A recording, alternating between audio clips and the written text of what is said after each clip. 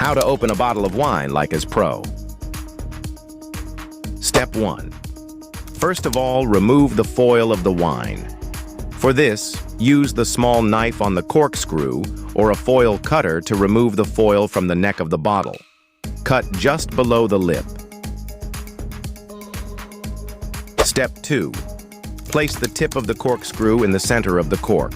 Push down slightly and begin twisting it into the cork.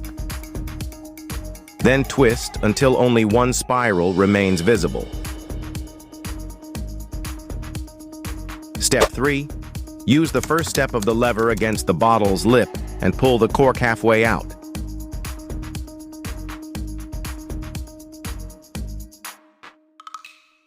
Then switch to the second step to remove it fully.